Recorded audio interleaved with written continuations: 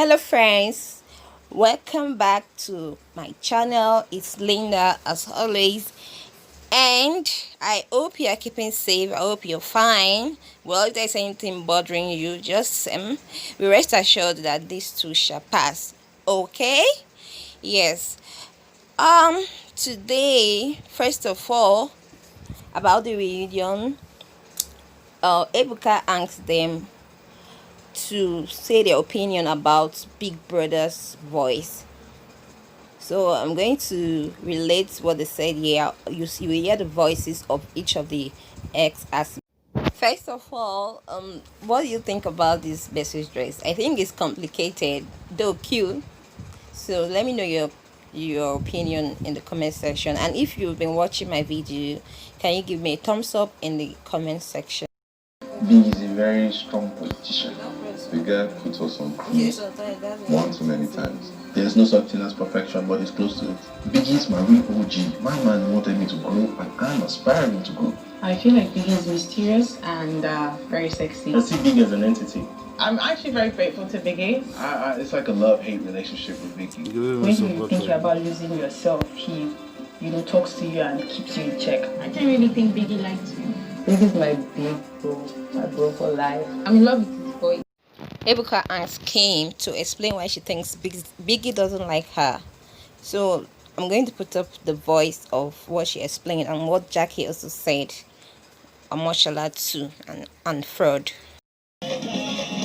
But Kimopra, you were very clear, and you say you don't think Big Brother liked you. Why? Yeah, because I felt when I went in, I think I had only 2 diary sessions, and I felt as a big brother, you should make me comfortable enough to actually talk to you, and that didn't happen. He was like really straight.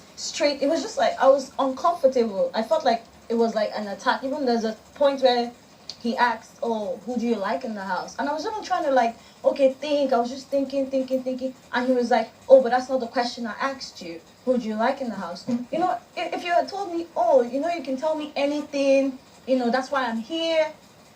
To me, it would have been more comforting because number one, we're just new in this environment. I don't know what's going on.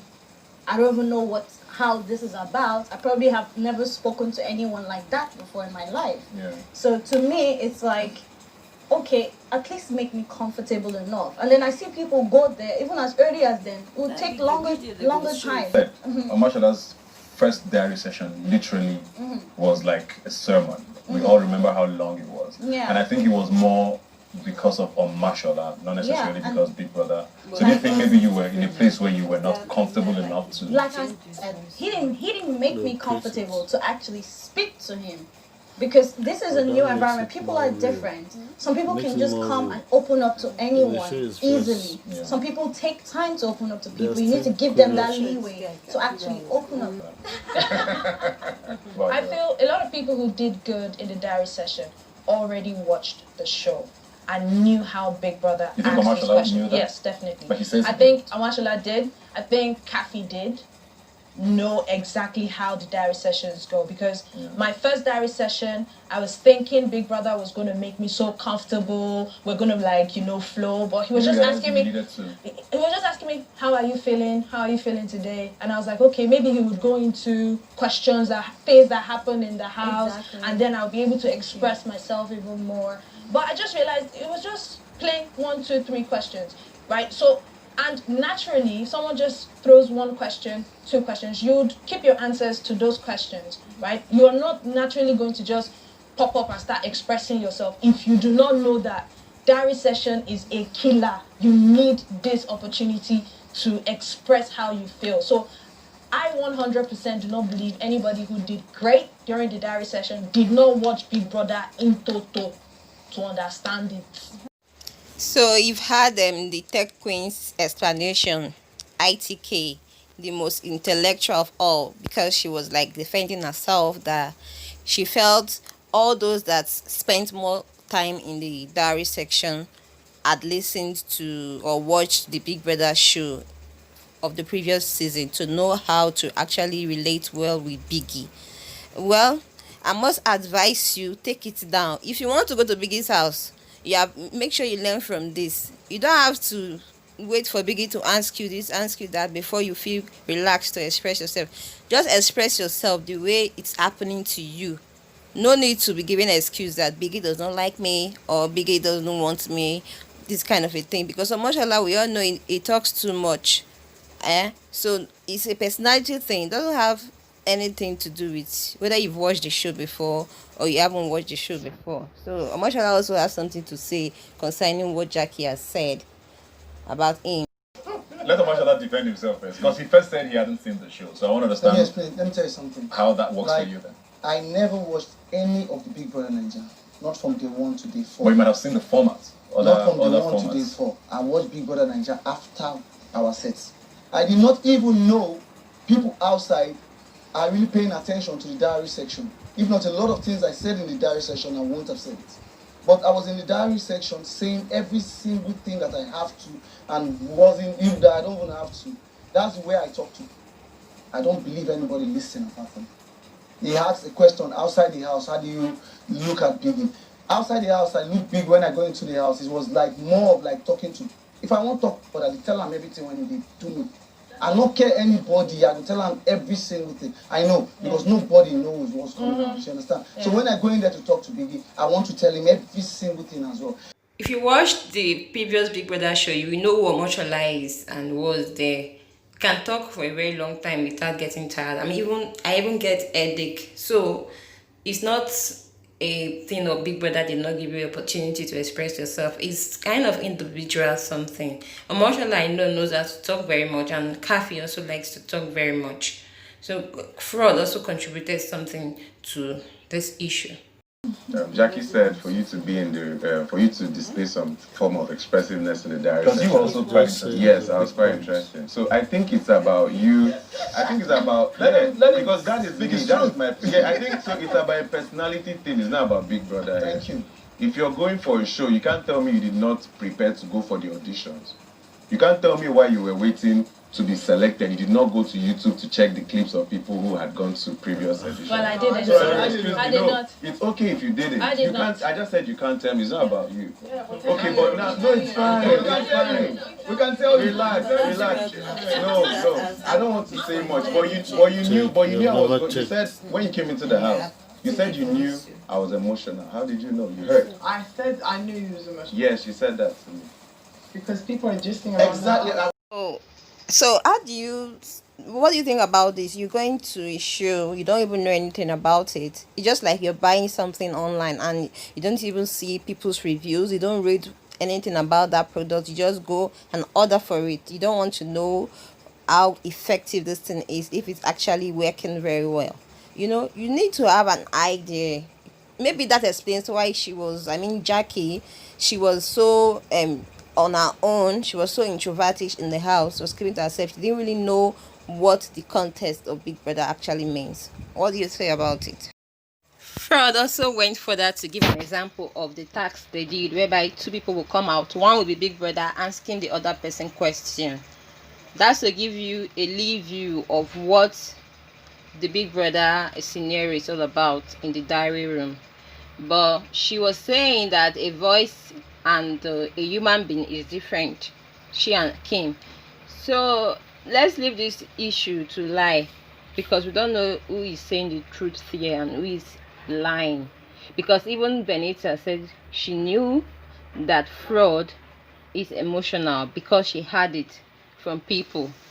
How much more you that came? You did not even ask questions. You don't even know. You see somebody going to the diary room and spending longer time. You did not ask the person, what were you discussing with Biggie? I don't used to spend time like this. So, that kind of a thing. So they should bring a lie detector. Let us know whether it's Omoshola that is lying or it's Jackie that is lying, that they never watched Big Brother before they went into the show.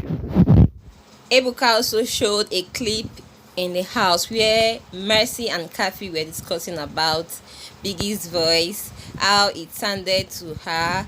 Mercy said that Biggie's voice was so romantic, like she felt so relaxed, like she fell in love with the voice, like Biggie was to be her boyfriend, she would really like it. And they showed Ike's face on the visual screen, and Ike was not having it. He was not smiling at all. And the other people in the reunion house started laughing because of the expression on Ike's face, because Ike, Mercy, and Tasha were shown on the visual screen. So Tasha also said our own opinion about Big Brother, that Big Brother was like a big brother to her. She expressed herself and everything that happened in the house to Big Brother. After that, Ibuka also showed the ex-housemates where they were talking about those that they vented their anger on in the show. And some mentioned Frodd, some mentioned Tasha and Ike and all that. The one that really struck most was Frodd, when he was saying something in the diary room about somebody that really offended him. So Ebuka asked him who it was that he was talking about. He said it's either Mike, Seyi, or Jeff, and he was explaining why he thinks Seyi was being wicked and inhuman to him in the show whenever he scales through the or the eviction show.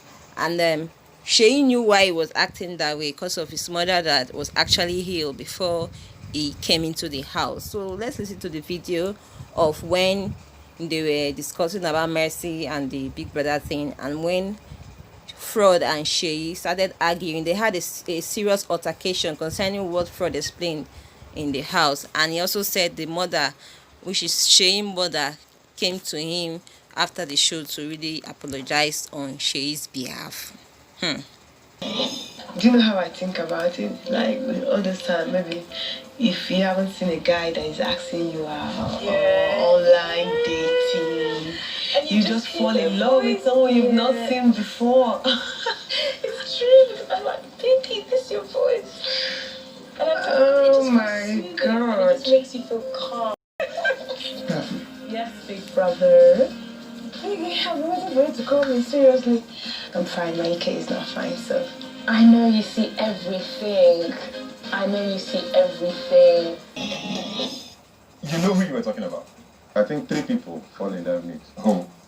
Mike, Seyi, Jeff. So it could have been any of them. Any of these 3 people. So are you always emotional? Now, that's the thing that's a bit painful. He knew the reason why.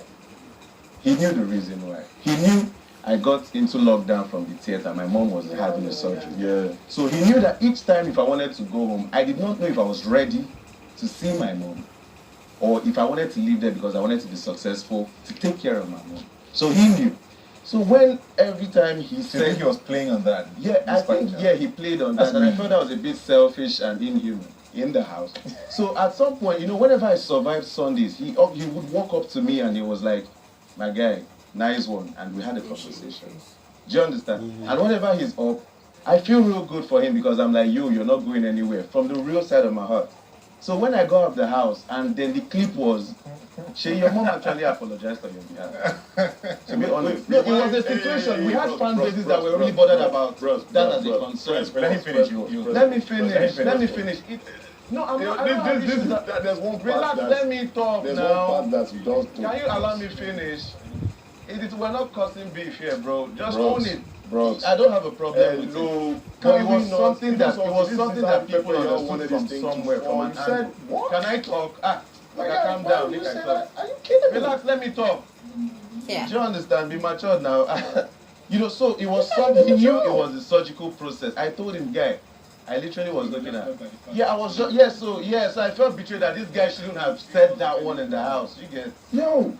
My mom called you to apologize? No, your mom said after the show that Seyi, my son, loves you. I like your relationship. No, but did she say... Yeah, I heard mom and she said that to me. And my mom apologized to your eyes for the shit I did? Your mom, Seyi loves you. Now, this is one thing, right? Yes. Everybody knows in my house, I take responsibility for my actions. And now, just so you know, I'm saying it to your face again. Yeah. I'll still do the same thing in the house all over again. I will. And now, just because of your own problem, Seyi. It's not a problem. It's called betrayal. I just felt that way, bro. You don't need to apologize or try to feel strong. It's bust. You get?